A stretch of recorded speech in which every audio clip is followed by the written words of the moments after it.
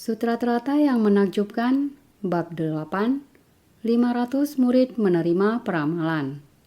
Sin Fasyang, Sutra Teratai, episode 1125. Pencapaian yang diperagung oleh pahala kebajikan tak terhingga. Karena memiliki pahala kebajikan seperti ini, akan memperoleh negeri yang sedemikian luasnya. Dalam negeri ini sedemikian murninya. Para manusia dan para dewa adalah begitu elok. Kumpulan makhluk suci adalah sedemikian menonjol, sebagai anugerah besar dari 3 pelatihan tanpa kebocoran. Negeri ini, sebelum Buddha memberi peramalan kebudaan pada Purna, terlebih dahulu memuji kelak Purna mencapai kebudaan. Sebagai Dharma Prabhasa Tathagata, di negerinya terdapat banyak akumulasi dari negeri-negeri besar, sangat besar. Selain itu, pemandangan di negeri itu indah. Bukan hanya pemandangan yang indah dan agung, orang-orangnya juga memiliki tubuh dan batin yang murni. Ini adalah dunia yang sangat indah. Bukankah ini kondisi yang ingin dituju oleh kita semua? Jika kita sungguh ingin membuat negeri ini, yaitu tempat berdiam dari 5 alam kelahiran kembali, dunia yang perlu menahan penderitaan tak terkira, dapat mengubahnya menjadi dunia ideal di masa depan. Ini bukan hal yang tidak mungkin. Selama kita, setiap orang, seperti Purna Maitrayani Putra, membangkitkan tekad dan membangun ikrar demikian, lalu mempraktikannya dalam tindakan nyata. Memahami niat Buddha, menjalankan apa yang Buddha ingin jalankan. Misi untuk para makhluk di dunia. Jika kita setiap orang melakukan sedemikian, para makhluk akan dimurnikan. Batin setiap orang akan bersih. Bukankah negeri di masa depan akan seperti ini? Setiap orang akan mengakumulasi pahala kebajikan. Semua tempat yang dihuni adalah pavilion yang agung. Dunia 7 mustika. Naskah sutra sebelumnya terus-menerus membahasnya. Semuanya merupakan pujian bagi negeri tersebut. Kita berinteraksi dengan sesama melalui pelatihan diri untuk menghapus noda batin dan memurnikan batin kita. Jika batin setiap orang menjadi murni, maka negeri akan bersih juga. Sehingga, karena memiliki pahala kebajikan seperti ini, akan memperoleh negeri yang sedemikian luasnya. Bukan hanya bersih dan megah saja, juga merupakan negeri yang luas. Negeri tersebut sedemikian murninya dibanding dengan dunia saha saat ini. Dunia saha saat ini di segala tempat membicarakan masalah sampah adalah yang terbesar. Bukan hanya di Taiwan saja, namun di seluruh dunia. Masalah sampah sangat mengkhawatirkan. Ini adalah konsep pelestarian lingkungan. Jika setiap orang memahami prinsip pelestarian lingkungan, dengan sendirinya dalam kehidupan sehari-hari dapat mengurangi sampah. Kemurnian pelestarian lingkungan pada sumbernya, yaitu barang yang pernah dipakai, juga dapat didaur ulang. Semua benda dapat didaur ulang kembali. Sampah jenis apa yang mencemari bumi ini? Masalah berasal dari semua orang ingin mengkonsumsi. Mubazir, barang-barang dengan mudahnya dibuang. Saat ini teknologi cukup canggih. Minyak bumi terus disedot. Barang yang dihasilkan tidak dapat berkarat, tidak dapat membusuk. Tanah ini selalu menanggung. Sampah tidak dapat berkarat, tidak dapat membusuk.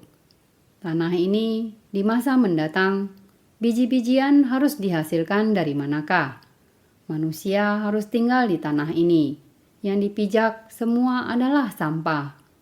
Bagaimana dapat hidup di masa yang akan datang? Terlebih lagi, tiada henti menciptakan. Tiada henti mencemari udara atau polusi. Iklim pun telah berubah. Udara pun tercemar. Terhadap tubuh juga telah muncul lampu merah sebagai tanda bahaya. Banyak orang mengatakan, polusi udara terhadap tubuh, batang tenggorokan, paru-paru, dan lain-lain selalu menimbulkan penyakit. Begitu udara tercemar, orang yang pilek juga banyak. Virus ada di tengah-tengah udara. Ini adalah kekotoran yang diciptakan oleh kita para makhluk. Kekotoran ini ada di saat sekarang, tempat yang kita tinggal di dunia saha ini. 5 kekeruhan juga merupakan tempat berdiam dari 5 alam kelahiran kembali. Semua istilah ini adalah kondisi dari dunia kita sekarang. Ini juga karena orang-orang seperti kita sekarang, umat manusia yang batinnya tidak bersih, sehingga mengakibatkan begitu banyak bencana alam. Pencemaran udara dulu, lalu terjadi perubahan iklim. Kemudian terjadilah bencana alam. Selain bencana alam, ada petaka akibat ulah manusia. Ya, petaka akibat ulah manusia. Sebenarnya apa yang menyebabkannya? Batin manusia. Makanya kita selalu mengatakan seandainya batin manusia bisa suci, jika dapat mengerti dan memahami prinsip kebenaran, maka batin akan disucikan. Sering dikatakan, hubungan penuh ketulusan adalah pertanda keberuntungan bagi alam manusia. Ini yang selalu kita harapkan.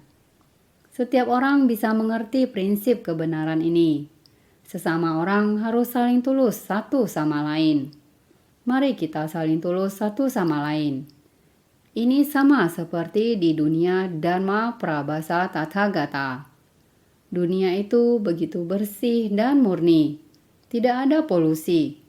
Batin semua orang sangat suci. Manusia dan dewa bergandengan.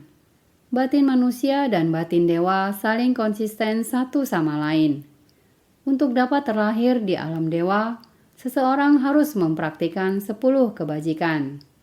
Dengan cara ini, seseorang akan terlahir di alam dewa di kelahiran mendatang. 10 kebajikan juga telah sempurna. Makhluk surgawi menikmati berkahnya di surga.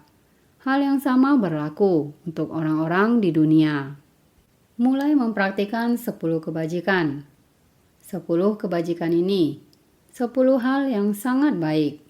Dengan sendirinya, hati manusia dan hati makhluk surgawi seperti ini terhubungkan. Ini diharapkan setiap orang memiliki ketulusan di dalam hati mereka. Hubungan penuh ketulusan adalah pertanda keberuntungan bagi alam manusia.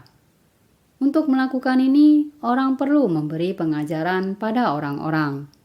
Sungguh-sungguh dalam memberi pengajaran pada orang-orang agar menciptakan berkah yang banyak. Kita manusia saling menyemangati dan saling percaya, jujur dan memperlakukan satu sama lain dengan baik. Jika kita bisa seperti ini, setiap orang menggunakan hati yang tulus untuk menciptakan berkah bagi dunia, bersumbangsih tanpa pamrih. Jika semua orang terus saling mengajarkan dengan penuh perhatian, ini benar-benar bisa memberikan manfaat bagi dunia. Sebagai contoh, kemarin sore di tahun 2016, saya mengadakan konferensi video dengan insan suci di Serbia.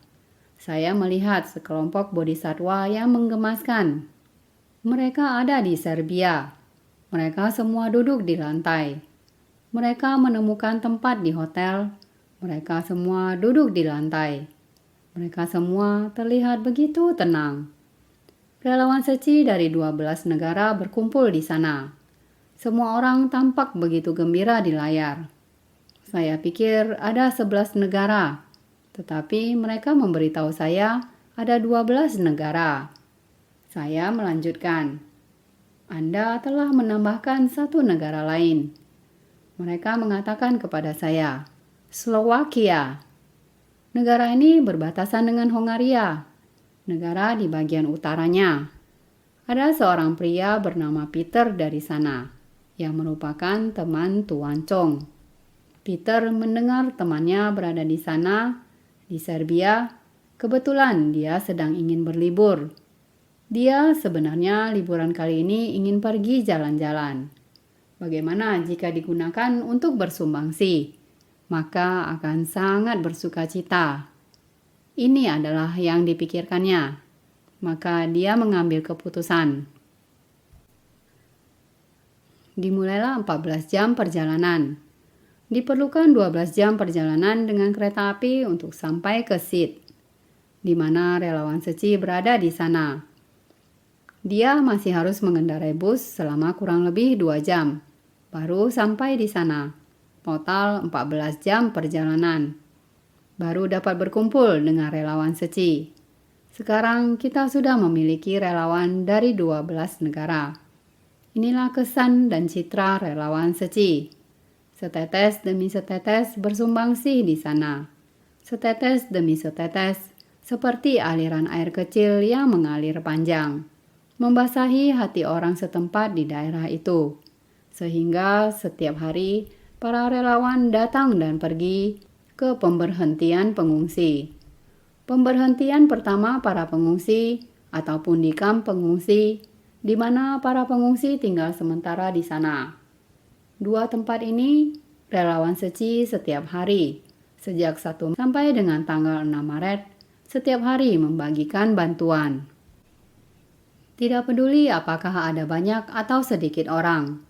Menggunakan waktu selama 6 hari, mereka sudah membagikan ke 1.500 lebih orang. Membagikan barang seperti ini, mereka membagikan sedikit demi sedikit. Sebenarnya mereka berkata, banyak kesulitan yang harus dihadapi. Tetapi semua orang bersuka cita. Setiap orang dapat belajar bagaimana menggunakan kekuatan kelembutan. Di sana mereka menggunakan sifat yang lembut dan ramah. Dan bagaimana cara menghadapi para pengungsi. Kaki kita berpijak di tanah itu, di atas tanah itu. Bagaimana caranya membantu sekelompok pengungsi yang datang dari jauh, yang mengalami penderitaan. Ini seperti hati para orang tua memperlakukan anak mereka, sepenuh hati terhadap anak tersayang mereka. Perlakuan seperti inilah yang mereka lakukan terhadap para pengungsi. Mengukur baju seperti ini.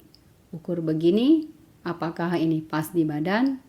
Setelan baju ini setelah dipakaikan ke orang lain, apakah terlihat bagus? Seperti orang tua yang memperlakukan anaknya. Tidak peduli apakah orang tua, orang muda, atau anak-anak. Semuanya sama.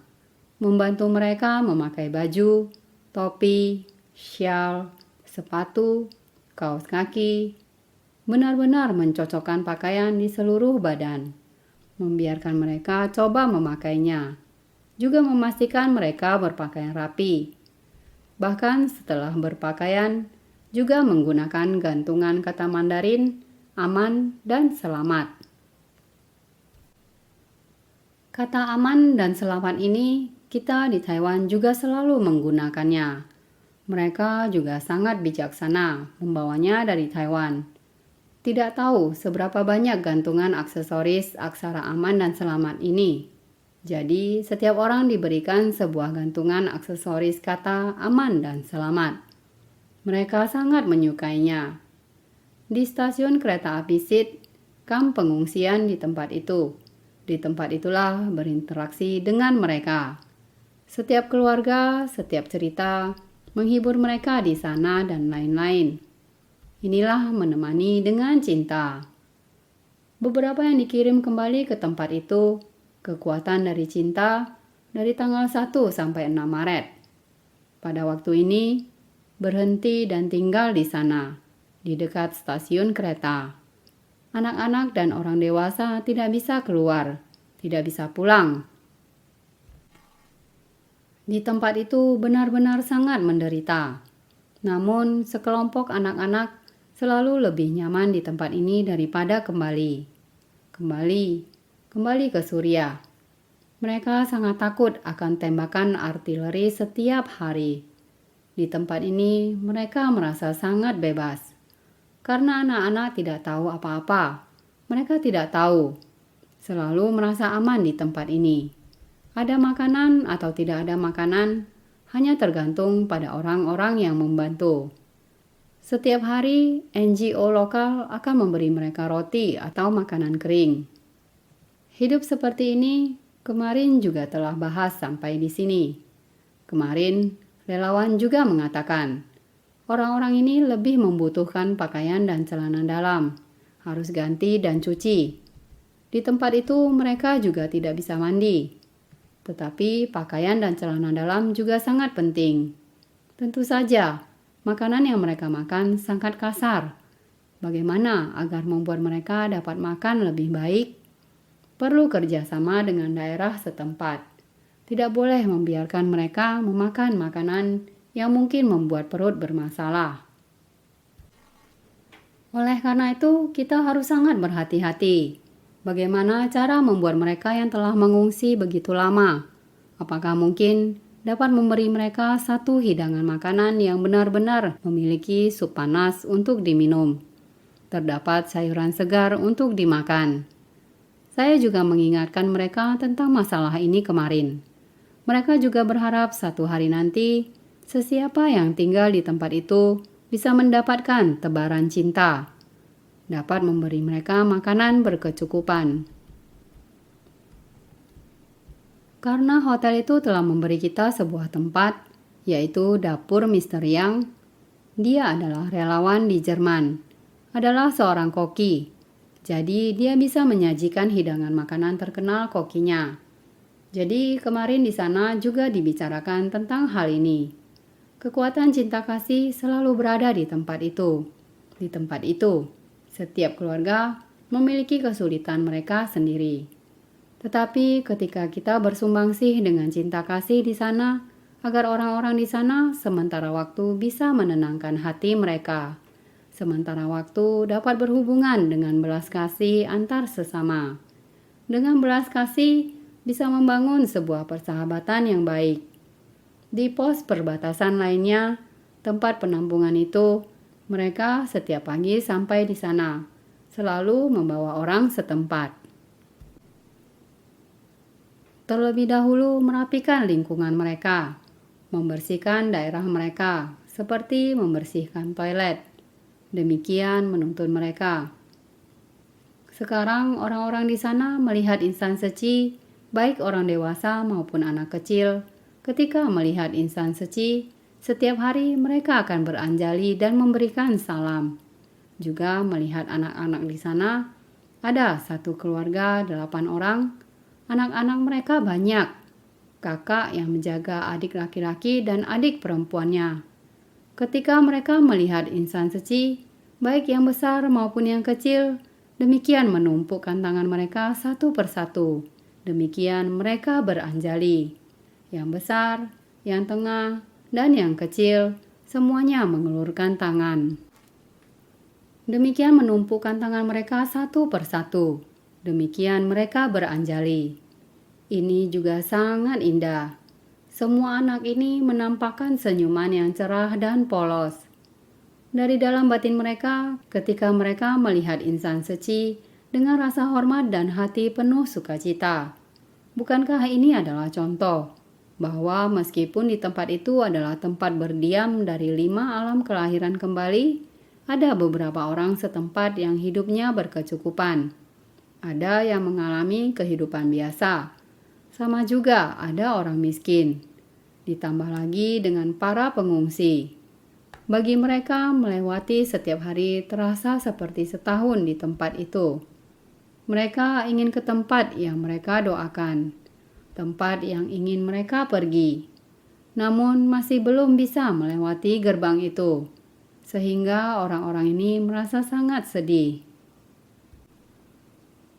Akan tetapi insan suci di sana juga sudah mengenal orang lokal. Kemarin semua sangat senang. Mereka mengatakan kepada saya, "Master, Suci sudah mendapatkan status organisasi NGO di sini. Kami sudah bisa dengan resmi melakukan pekerjaan penyaluran bantuan di sini." Saya pun berkata kepada mereka, "Ketulusan hati kalian sudah menembus sebuah rekor. Kita ingin mendaftarkan INGO di negara manapun, Yayasan Sosial Internasional, tidak begitu mudah. Kalian di sana hanya beberapa hari Negara ini sudah memberi kalian sertifikasi. Ini sungguh tidak mudah. Ini berasal dari cinta kasih yang tulus. Hubungan penuh ketulusan adalah pertanda keberuntungan bagi alam manusia. Ini adalah cinta kasih. Sehingga negara tersebut sangat senang dengan Seci dan juga melihat ketulusan mereka sehingga memberikan pengakuan dan juga kepercayaan untuk mereka. Dengan memberikan status NGO Yayasan Sosial, saya merasa sangat sukacita. Ini adalah saling memotivasi antar sesama. Maka hubungan penuh ketulusan adalah pertanda keberuntungan bagi alam manusia. Ini adalah ketika kita kaya dengan batin yang penuh cinta kasih. Demikianlah terbangkitkan. Inilah dunia, tanah murni di dunia ini kelak, di mana batin antar manusia bisa saling berhubungan. Ini adalah di Serbia. Sebenarnya sama di tempat lain. Di Jordan juga sama. Terdapat banyak cerita-cerita yang menyentuh batin. Juga sama ada hubungannya dengan pengungsi. Membantu warga susah keluar dari neraka. Membuat mereka dapat mengurangi penderitaan. Membantu mereka bertahan ketika terdapat kesulitan. Untuk periode waktu lama, 4 atau 5 tahun, membantu mereka sementara dapat tempat tinggal. Mereka mengatakan ini sementara, tetapi telah berlalu 4 atau 5 tahun. Oleh sebab itu, kita harus bersungguh hati. Asalkan batin kita tersucikan, dapat membimbing makhluk awam menjadi makhluk suci. Sehingga kumpulan makhluk suci adalah sedemikian menonjol. Sebagai anugerah besar dari 3 pelatihan tanpa kebocoran. Jika semua orang dapat berlatih di tempat ini, para manusia dan para dewa dapat berhubungan. Setiap orang seharusnya menyucikan batin orang lain. Belajar perlahan-lahan. Dengan sendirinya, kita akan berada di negeri ini untuk melatih diri. Mempraktikkan 3 pelatihan tanpa kebocoran. Jika setiap orang demikian di tanah kita, bumi kita, semua orang lain mengerjakan. Bukankah kita akan hidup di tanah murni? Ini bukan tidak mungkin. Ada kemungkinan. Oleh sebab itu, kita harus bersungguh hati. Naskah sutra sebelumnya mengatakan, ada kumpulan bodhisatwa sebanyak asamkhya tak terhingga dari puluhan juta koti nayuta. Mereka memperoleh kemampuan gaib besar dan 4 kebijaksanaan tiada rintangan. Mereka mampu secara terampil mengajar dan membimbing segala jenis makhluk. Sutra Teratai bab 8, bab 500 murid menerima peramalan. Di negeri Dharma Prabhasha Tathagata, ada banyak Buddha yang seperti ini. Mereka semua telah mencapai kemampuan gaib besar dan mendapatkan 4 kebijaksanaan tiada rintangan. Mereka bisa saling mengajar satu sama lain dengan ajaran yang bijaksana. Jadi di negeri itu, semua orang dapat dari kendaraan kecil mengarah ke kendaraan besar. Ini menggambarkan bahwa sulit untuk mencapai negeri tersebut. Naskah sutra berikutnya mengatakan, kumpulan dari Sarawaka tidak dapat diketahui dengan perhitungan atau perbandingan. Semuanya telah dilengkapi dengan 6 kemampuan gaib, 3 pengetahuan, dan 8 pembebasan. Negeri dari Buddha itu adalah seperti ini. Ada pencapaian yang diperagung oleh pahala kebajikan tak terhingga. Sutra Teratai bab 8, bab 500 murid menerima peramalan. Di tempat itu, selain asamkhya dari para bodhisatwa, yaitu bodhisatwa yang tidak terhitung jumlahnya, juga para Sarawaka, mereka adalah pendengar Dhamma. Mereka mendengarkan Dharma dan masih melatih diri. Kumpulan dari Sarawaka tidak dapat diketahui dengan perhitungan atau perbandingan. Lebih banyak dari mereka, semuanya telah mencapai dan dilengkapi dengan 3 pengetahuan, 6 kemampuan gaib, dan 8 pembebasan. 6 kemampuan gaib, 3 pengetahuan, dan 8 pembebasan. Semua dimiliki oleh para Sravaka itu yang telah secara bertahap melatihnya. Kumpulan dari Sravaka tidak dapat diketahui dengan perhitungan atau perbandingan. Ini mengungkapkan kalau mereka yang menggunakan telinga untuk mendengarkan Dharma adalah banyak. Mereka lalu mengajar dan membimbing para makhluk sesuai jenis-jenis dari mereka. Sravaka yang mendengarkan Dharma melalui telinga mereka kemudian dapat menyampaikan ajaran kepada orang lain, dapat mengajar dan membimbing para makhluk sesuai dengan jenis mereka, membimbing mereka sesuai dengan kapasitas mereka. Hanya dengan mendengar Dharma Sang Buddha, mereka sudah dapat membangkitkan tekad dan juga sudah bisa membimbing sesuai dengan kapasitas. Ini adalah negeri dari Dharma Prabhasa Tathagata kelak. Ada banyak bodhisattva, juga ada para Sravaka yang tidak terhitung jumlahnya, saling mengajar satu sama lain. Mereka semua sama saja, apakah Sravaka atau Arhat. Mereka telah mencapai 6 kemampuan gaib, 3 pengetahuan, dan 8 pembebasan. Semuanya telah dilengkapi dengan 6 kemampuan gaib, 3 pengetahuan, dan 8 pembebasan. 3 pengetahuan dan 6 kemampuan gaib merupakan kebajikan yang dimiliki oleh Arhat. 8 pembebasan adalah 8 jenis meditasi mendalam untuk melepaskan ikatan dari fenomena Dharma yang tercemar pada 3 kelompok alam. 3 pengetahuan dan 6 kemampuan gaib adalah kebajikan yang dimiliki oleh Arhat, karena mereka telah menjalani pelatihan diri. Mereka sudah memiliki 3 pengetahuan dan 6 kemampuan gaib. 8 pembebasan adalah 8 jenis meditasi mendalam untuk melepaskan ikatan dari fenomena Dharma yang tercemar pada 3 kelompok alam. Ini adalah 8 pembebasan. Apakah kita masih ingat? 3 pengetahuan. Tahu akan kehidupan lampau. Kejelasan dari mata dewa dan tahu akan cara melenyapkan segala noda batin.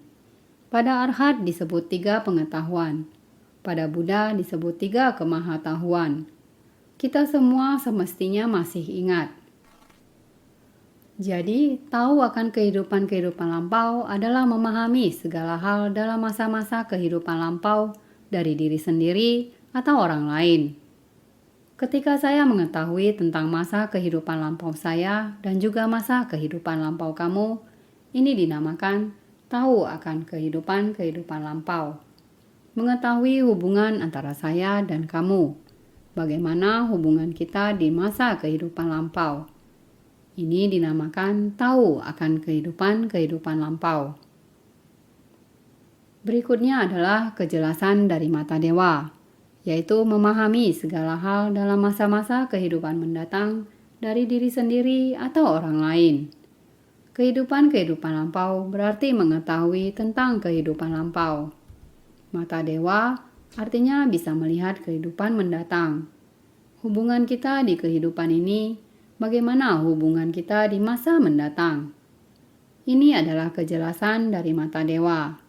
Kita sering berkata bahwa kita tidak tahu mengapa kita datang ke dunia ini. Ini karena ketidaktahuan kita di masa kehidupan lampau. Ketika kita datang di kehidupan sekarang, mengapa kita memiliki jalinan jodoh yang tidak baik? Mengapa kita memiliki jalinan jodoh yang baik? Apa sebab dan akibat di masa kehidupan lampau kita? Kita tidak mengetahuinya. Kita tidak memiliki kejelasan. Tidak tahu akan kehidupan lampau. Sekarang hubungan kita seperti ini. Di masa mendatang, apakah kita juga bisa lahir di era yang sama dan melatih diri bersama? Apakah bisa? Kita tidak dapat melihat ini. Kita juga tidak dapat melihat masa mendatang. Ini adalah makhluk awam. Namun, Sravaka dan Arhat Mereka sudah menjalani pelatihan diri. Mereka sudah memperoleh kejelasan dari mata dewa. Mereka tahu tentang masa mendatang, hal yang akan terjadi di antara mereka dan orang lain. Tahu akan kehidupan lampau yaitu memahami segala hal dalam masa-masa kehidupan lampau dari diri sendiri atau orang lain. Kejelasan dari mata dewa yaitu memahami segala hal dalam masa-masa kehidupan mendatang dari diri sendiri atau orang lain. Selanjutnya disebutkan, tahu akan cara melenyapkan segala noda batin, menggunakan kebijaksanaan suci untuk menuntaskan segala kerisauan. Yang kita latih adalah mendengar dharma dan menyerap ke dalam. Jangan membiarkannya bocor.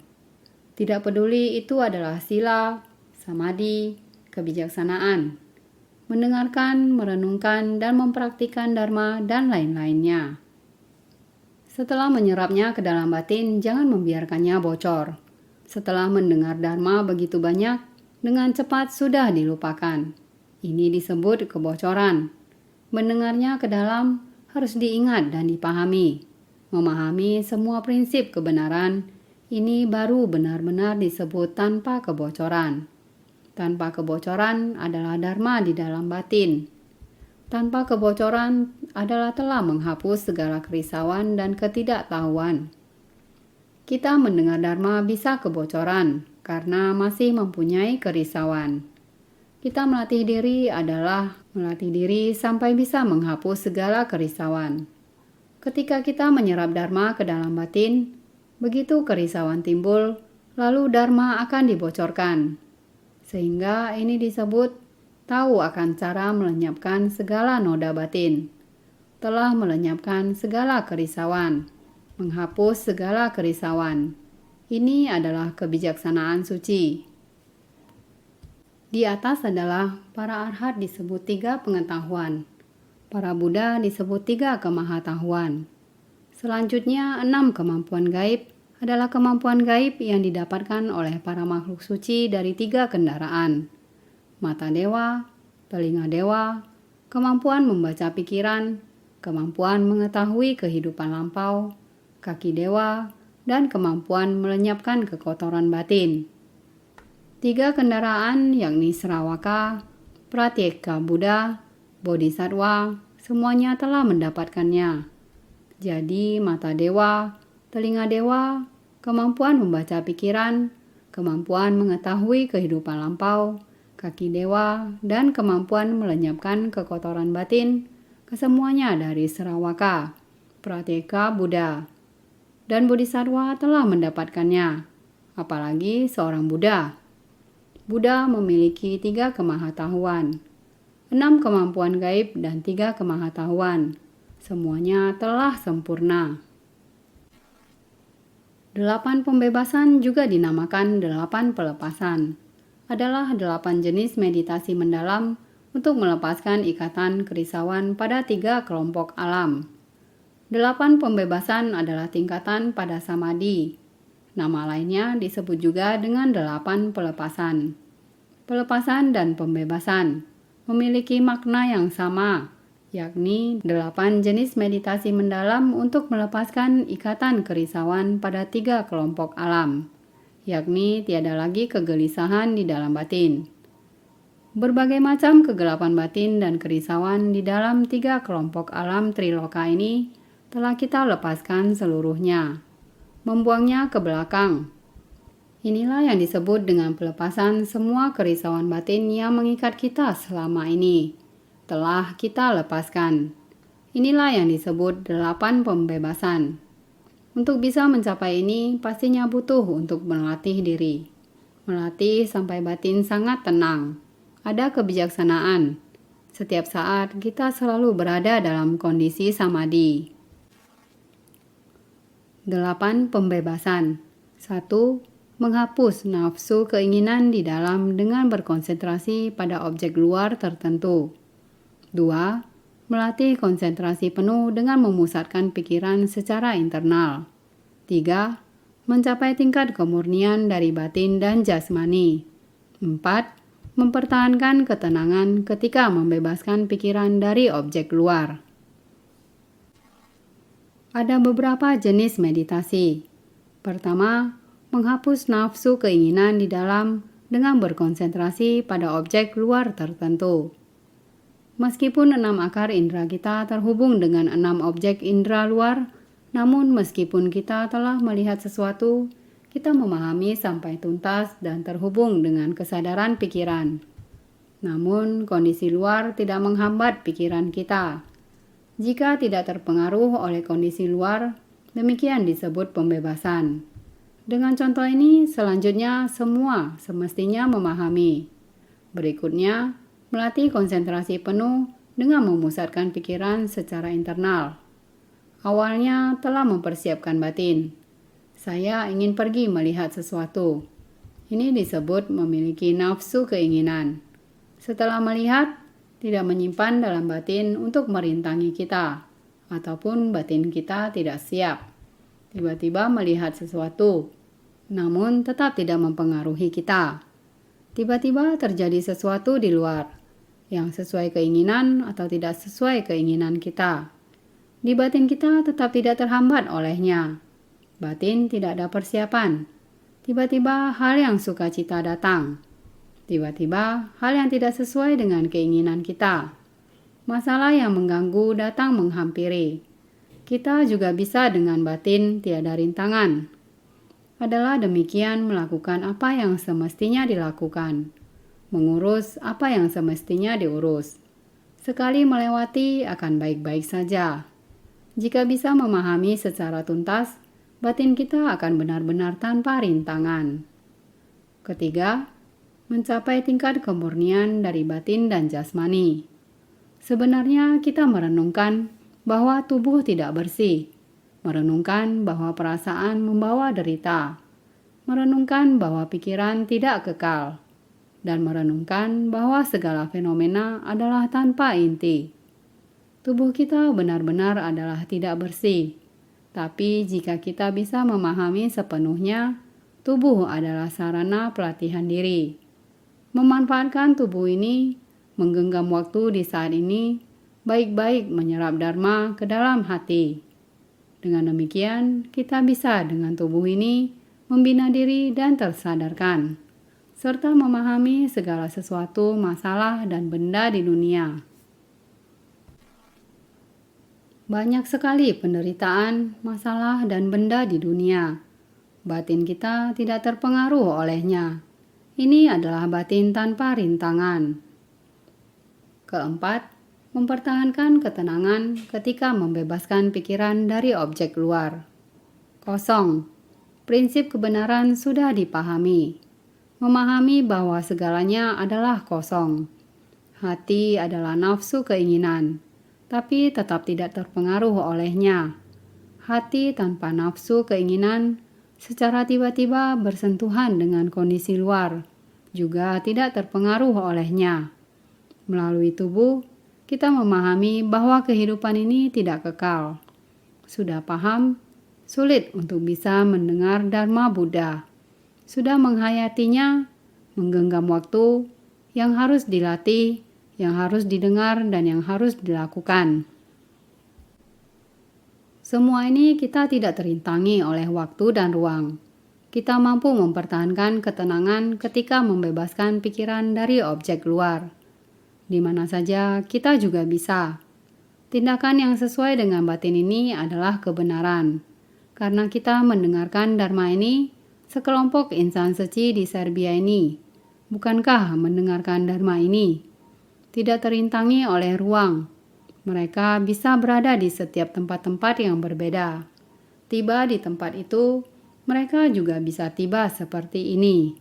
Juga pergi berkontribusi seperti ini. Ini adalah tidak terpengaruh oleh kondisi dan lingkungan yang merintangi kita. 8. Pembebasan. 5. Memusatkan pikiran pada alam semesta tanpa batas dan menghapus perbedaan dari dunia luar. 6. Mencapai alam tanpa batas secara jasmani dan batin, di mana tiada lagi keberadaan. 7. Mencapai landasan yang melampaui alam semesta dan alam batin, di mana bukan pemikiran dan bukan pula tiada pemikiran. 8. Mencapai tingkatan di mana landasan ini senantiasa muncul dengan pemadaman sepenuhnya dari perasaan dan pemikiran. Kelima, yaitu memusatkan pikiran pada alam semesta tanpa batas dan menghapus perbedaan dari dunia luar.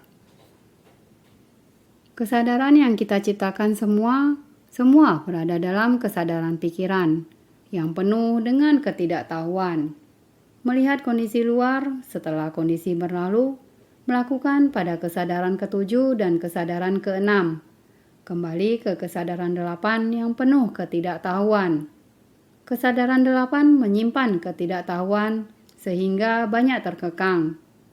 Kita sekarang memusatkan pikiran pada alam semesta tanpa batas dan menghapus perbedaan dari dunia luar. Batin kita kosong, batin kita sangat lapang, memiliki kelapangan dada seluas jagat raya, hingga dapat merangkul seluruh alam semesta. Memusatkan pikiran pada alam semesta tanpa batas. Kesadaran kita dapat demikian terbebas dengan leluasa.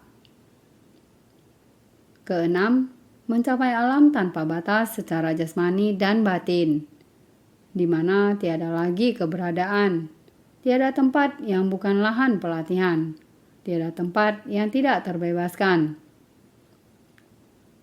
Ketujuh, mencapai landasan yang melampaui alam semesta dan alam batin, di mana bukan pemikiran dan bukan pula tiada pemikiran. Bukan pemikiran. Buat apa berpikir begitu banyak? Karena ada berpikir, hal yang perlu dilakukan setelah dipikirkan dengan tenang, setelah dipikir dengan sangat hening dan mendalam, kita harus bagaimana melakukannya. Bukan pemikiran. Bukan pemikiran manusia awam pada umumnya.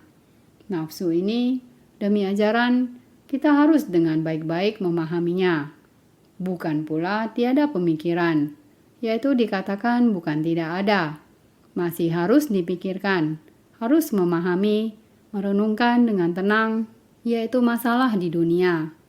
Kita harus bagaimana terlepas dari kerisauan duniawi. Kita menggunakan semangat non-duniawi untuk menjalankan misi duniawi. Tidak tercemar oleh masalah dunia. Ini mencapai landasan yang melampaui alam semesta dan alam batin, di mana bukan pemikiran dan bukan pula tiada pemikiran. Tidak tercemar oleh masalah dunia. Tetapi pikiran kita adalah merenungkan dengan tenang, adalah pikiran dengan tenang, memikirkan dengan tenang, merenungkan dengan tenang. Semua adalah demi bagaimana Dharma meresap ke dalam batin, bisa menggunakan Dharma pada para makhluk. Demikian dalam kekosongan terdapat keberadaan menakjubkan. Keberadaan menakjubkan dalam kekosongan sejati. Bagaimana mengembangkan sifat hakiki tathata kita tidak tercemar. Kedelapan, yaitu mencapai tingkatan di mana landasan ini senantiasa muncul dengan pemadaman sepenuhnya dari perasaan dan pemikiran. Semua kerisauan telah terhapuskan, sehingga kita telah terbebaskan. Ini disebut 3 pengetahuan, 6 kemampuan gaib, dan 8 pembebasan. Jika kita bisa memahami secara tuntas. Negeri dari Buddha itu adalah seperti ini. Adalah tanah sebagai respon bagi Buddha Dharma Prabhasa. Itulah yang balasan berupa lingkungan dan balasan langsung. 2 balasan yang telah diterangkan sebelumnya. Sehingga negeri dari Buddha itu adalah seperti ini. Adalah tanah sebagai respon bagi Buddha Dharma Prabhasa. Adalah demikian. Orang-orang itu semua demikian.